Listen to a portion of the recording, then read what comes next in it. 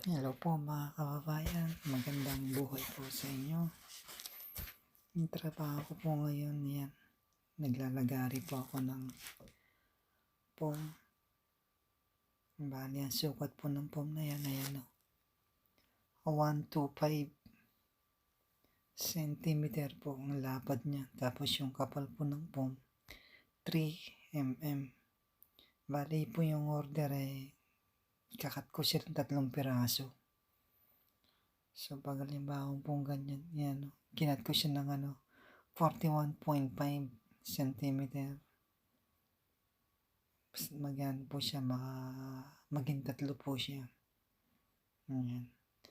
Bali po yung na yan, yung order na 3 mm na lalagarin ko 10 piraso po yan.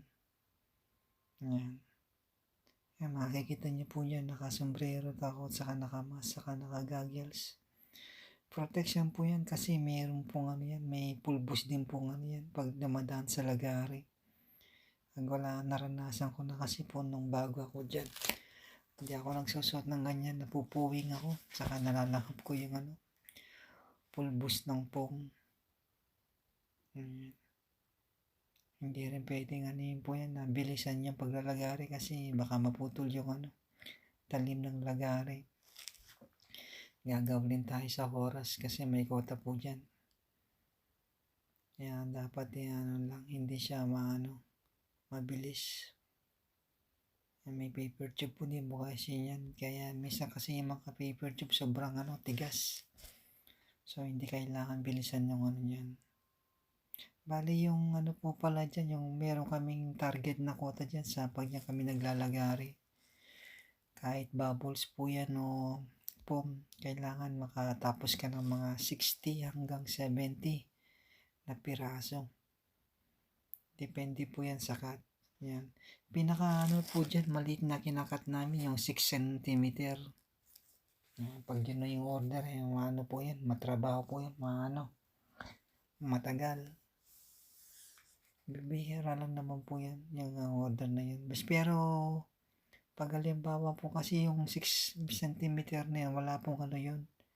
Walang paper tube. So, pag halimbawa hindi po ginagamit yung hot string dun sa kabilang, doon ko po yun pinapadaan. Mas madali po kasi doon doon pwede kang maglagay ng doon ng 9 na piraso. Pag dito sa lagari na yan, po yan, matagal. Ayan. Pagkatapos po niyan na tatapos yung 10 na yon, pa-plastic ko pa po yan. Tapos i-deliver sa warehouse. Kadalasan po yung mga ganyan po, deliver ko yan sa doon sa warehouse number 20. Tapos pag pinalastik po yan, hindi namin siya binubuhol. Gumagamit po kami ng cable tie. Nagre-reklamo po kasi yung mga taga warehouse kasi pag halimbawang kinakamada nila sa truck, maluwang siya.